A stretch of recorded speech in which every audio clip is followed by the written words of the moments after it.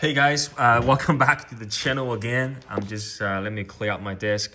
I'm doing the second quick video for the day because I think this is again part of the memory when it comes to our collection journey. A bit of interesting story about this one. What's in this bag used to be my watch. I've sold this watch to the same watch collector locally in Australia, in Brisbane. I've sold the watch to him, and believe it or not, this is the same guy that sold me the Jade Sumo with a broken 6R15 movement. A bit of drama at the time. If you guys been with me for a while, that was a great transaction because not only he backed it up with the cost of the service. So the guy sold me the 6R15 Sumo, and that watch couldn't hack. I then immediately brought to the Seiko boutique here locally in Melbourne. And of course, it was a simple fix, but still a full service was needed. I think it was about 268 Aussie dollars, so converts to maybe about 150 baht or so. I've told him the whole story, and he actually paid for the service. So instead of returning the watch, I had a brand new Sumo Jade, which is really part of that experience for that watch too. A good story involving trust, passion, and commitment in our hobby. And of course, he has a very diverse range of collection. The watches they're shooting way over the budget that I'm currently operating from. But he loved this watch, and I've sold it to him, I think, for about 50 bucks less than what I bought it for. And now he sort of sold me back about 20 bucks or 30 bucks than what I paid for. Again, the money really isn't the central topic here. It's just that transaction involving, really from strangers that you never used to know. But throughout the journey, you get to sort of electronically meet different people on the internet. Again, it can be a lot of horror stories. I've just seen a post in Australia Watch big forums here that somebody got scammed for, I think, IWC. I couldn't remember the model name. Again, I'm not familiar with the IWC's lineup, but involved, I think, about 4,500 Australian dollars. It just breaks my heart to see somebody got scammed. And again, I've been scammed myself multiple times. I think that's good lessons to learn. I think I've been scammed at least 2 to 3 times.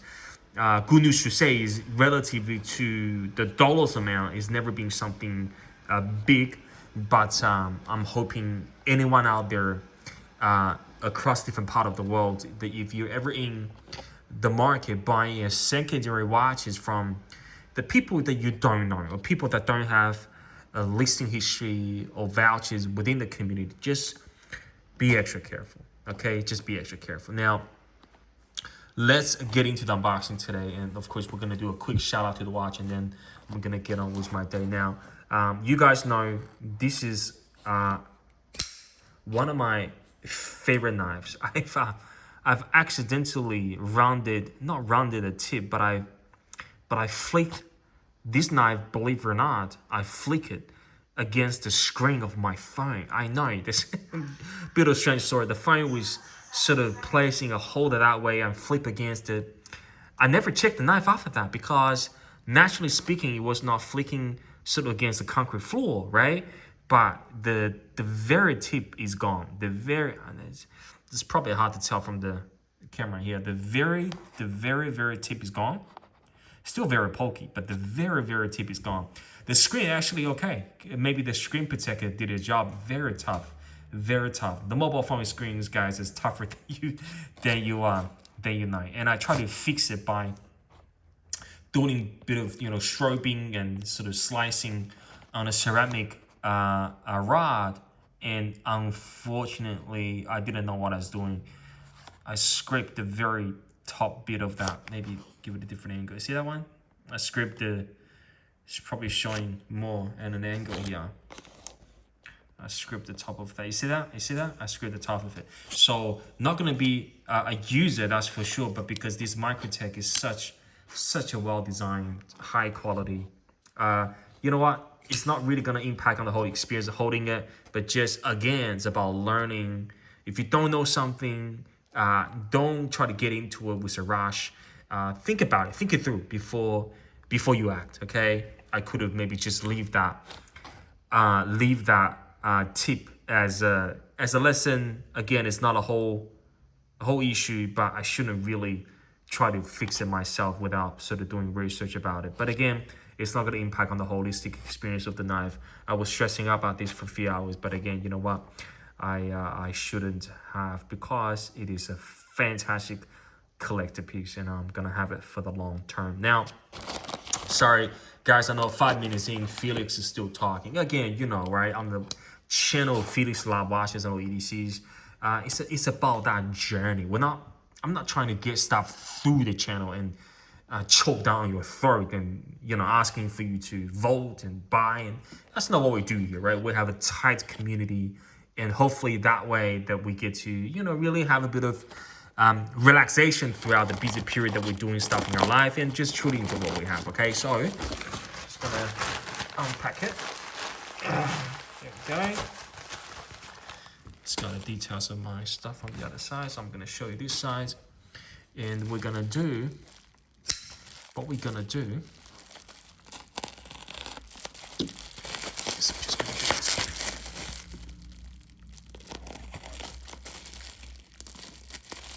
There we go. Again, massive shout out to Reich's knife. It's just such a fantastic integral based on the Macaron design, custom. It's just tremendous. Okay, now, all right, I think you guys know what it is. Judging by the size of the box, you will probably have guessed right. Yes, it is a Seiko 5. That's right. I think on the peak of my collection, I had... Sorry, just got a sticker of my details and stuff. I just take that out. I had about... Let me get it right. We had the baby Rolex Killer. That's a Seiko 5. We had a Bruce Lee, that was a Seiko 5. We had the 50 Fathoms, that was a Seiko 5. We had this, it was a Seiko 5. We had 4 Seiko 5s to at least, maybe I'm missing one. I think that was it. So at the peak of my collection, I had 23 Seikos. And out of 23 Seikos, 4 were Seiko 5s. That's almost 20% of my collection in terms of allocation, right? So Seiko 5 worked for me.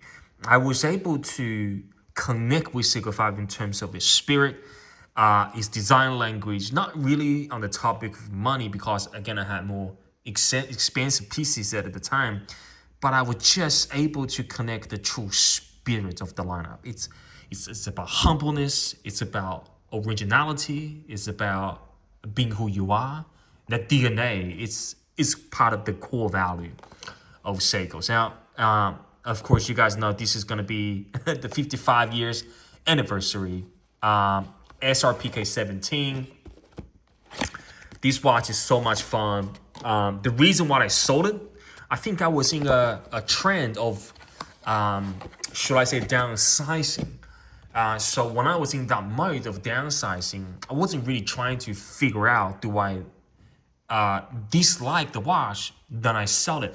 I was more like, how can I reduce the numbers to have a lower volume and quantity and try to enjoy them more? So the reason why I sold this watch was not because I didn't like it. Of course, every single watch have its own flaws, but on the pro side of things with this watch, there are so many things to talk about that made me love this watch a lot. All right, so the watch bracelet was unsized. Dave's, that's right, his name is Dave. So Dave is sized this bracelet. Of course, we have the tag here. This watch was actually purchased, you can tell that's a USD,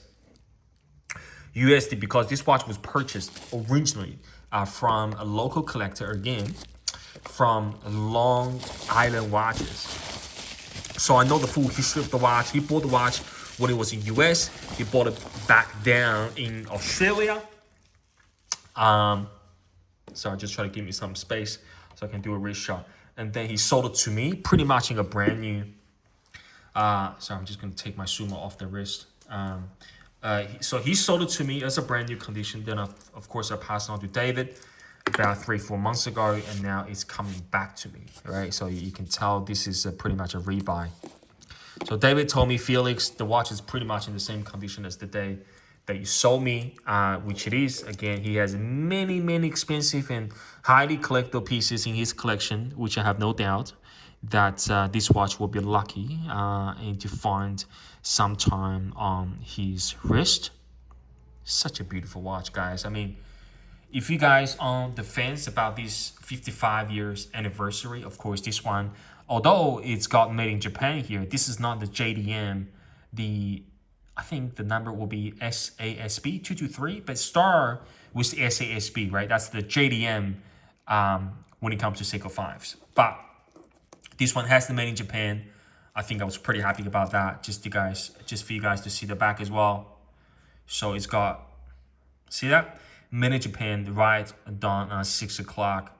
Such a classic case back design, and then very good quality. Again, for the price I paid how much I paid $390 for this. I think $395, and that converts to US dollars about $240. You know, for a watch as collectible as this, as reissue as this, as a known history and the full set as this is about $240 US. And if you guys in US, I know a lot of my subscribers are, if you guys find a made in Japan model, right, with the full set, no history, no mark around, if you guys can find a model, a price range between $220 to $250, I'm going to make sure you jump on it, all right? Because this watch is, in my eyes, this watch is one of the best Seiko releases that is done. Not because of the category or price tier that the watch be placed at. It's rather the spirit and the principle that they followed. They could have easily upgrade the movement to a 6R, up the finishing a bit, and then, you know, put it into one of the SPB line, charging 1,500 USD, maybe selling the second, retail a bit of discount there, doing a what do you call that? Doing a limited model, maybe up to 5,000 pieces and charging 1,500. But instead of doing that, they kept it humble. They kept it on the Seiko 5. They've worked the magic on the reissue part of it, make it as reissue as faithful as it can be. I think there are a few slight changes on the dial. I think the overall case is slightly different, but this is as reissue as it can get. Okay, and they've kept their humble opinion on the watch, kept on the Seiko 5 round, doing 15,000 limited edition. I know it sounds like a lot, but most of them are sold out already. You can go look it up. Srpk17. I don't think you'll be able to find a new one easily, at least. But guys, this is why. Here's the thing, right? When I started buying watches and looking at reviews online, it was not surprised at the time. I think during COVID, that many of the collectors worldwide, when they're going off, sort of showing their collections, that all the way from you're looking at Omegas, Rolexes, Longines, of course, VCs, much more expensive brands. But it was very often to see that you can find a Seiko SKSs on the corner of that collection for some reason. I remember there was one or two videos that the collectors had, $50,000 two-tone Daytonas, right? And he had SKXs. So the spirit of humble Seiko in his design, reliability, finish, the storytelling is commonly acknowledged by collectors that are operating from very different price budget. And it's a great thing to see because it is so fantastic to see a design language and a brand that gets the chance to speak to audiences that are different markets here. The people that having grand Seikos, they're having these particular models in their collection, and I can really see why, because retro is the game here. You know what? If you pay, let me just bring some close up to you guys as well. Right? I mean, maybe we just do a. There we go. If you ask me, Felix, is the fit and finish the best here? You can tell there are some micro acceptable scratches, imperfections on the edge of those, you know, for example, the window frame there's micro scratches on the hourly hand, the second hand. Of course, reflection still works extremely well. You know, there's a bit of inconsistency on that second hand's the ticking in red. But you know what? Overall, if you're looking at the dial, how clean the matte dial is, the printing of that blue, the sports, and how everything just put together as well as this, I don't think you can ask more than that for $250, guys. Again, hopefully you can score one of those. As much as reliability as what Seiko represent in terms of watchmaking, the history of time, guys, this is fantastic. All right, so I'm gonna hopefully the bracelet that Dave measured, hopefully I'm gonna fit it without doing muck around too much. All right, perfect. Maybe a little bit more. I think he's probably 7.5 inches. I'm 7. There you go, guys. Look, that's fine. I like the bracelet. There are so many people talking about, I don't think I ever fit this bracelet myself, but after actually having this, because they've already sized it, it's perfect. Guys, I don't see an issue with it. I think the bracelet's fine, guys. I was going to change it up to that 20 millimeter Srpk Jubilee bracelet or whatever. But you know what?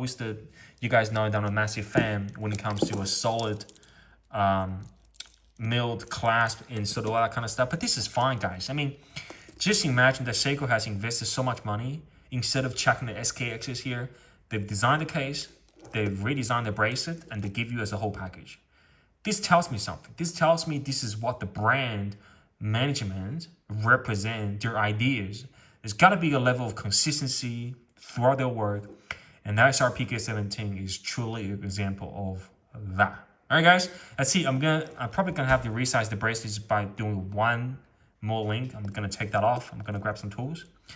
But hopefully you guys enjoyed the buyback experience of the Srpk17. Of course, with this, just look how beautiful this combo is, guys, with the Srpk17 and the NX from Microtech, of course, engineered and executed by Recognize. This is such a fantastic tier of goods and material here. Absolutely loving it, every bit of it. That's it, guys. Hopefully you guys are doing well no matter where you are, and no doubts I'll see you guys very shortly in the next one. All right, bye-bye, guys.